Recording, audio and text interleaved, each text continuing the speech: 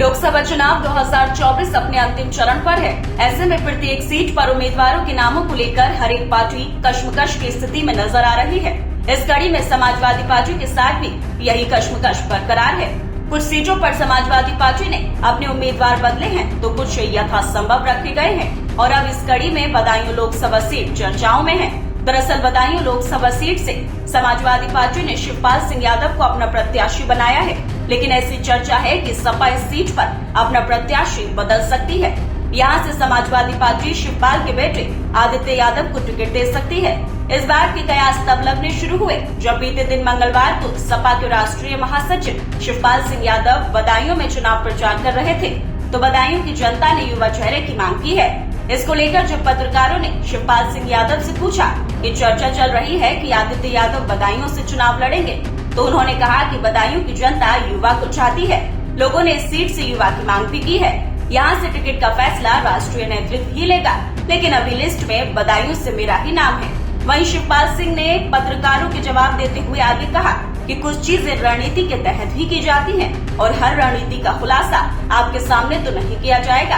रणनीति को रणनीति की तरह ही रहने दीजिए। अब शिवपाल के इस बात के क्या मायने हैं, आप समझ ही सकते हैं। वहीं राजनीतिक पंडितों की माने तो शिवपाल भी चाहते हैं कि बदायूं सीट से उनके बेटे आदित्य यादव ही चुनाव लड़े। हालांकि भले ही शिवपाल अपने बेटे के लिए खुद प्रचार के लिए मैदान में उतर भी जाएं, तो इससे क्या फर्क पड़ेगा, ये सब जानते हैं कि शिवपाल और उनके बेटे आदित्य यादव में कितना अंतर है, कहने की जरूरत नहीं है। हालांकि अब देखने वाली बात ये होगी कि क्या अखिलेश यादव शिवपाल यादव के बेटे को पॉलिटिक्स में इंट्रोड्यूस करने का मन बनाते हैं या नहीं। गौरतलब है कि बदायूं समाजवादी पार्टी का गढ़ माना जाता है। ये सीट समाजवादी पार्टी अपनी सेफ सीट मानकर चलती है। 1996 से लेकर 2014 तक इस सीट पर समाजवादी पार्टी का ही कब्जा रहा था, लेकिन 2019 में बीजेपी की संघमित्रा मौर्य ने जीत हासिल कर समाजवादी पार्टी का वर्चस्व तोड़ा।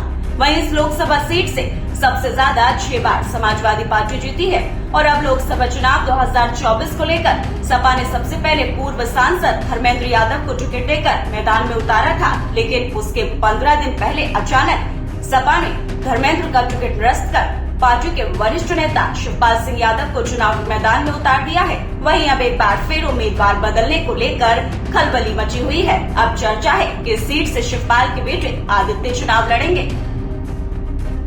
फिलहाल इस खबर में इतना ही। बाकी अपडेट्स के लिए बने रहिए न्यूज टाइम के साथ।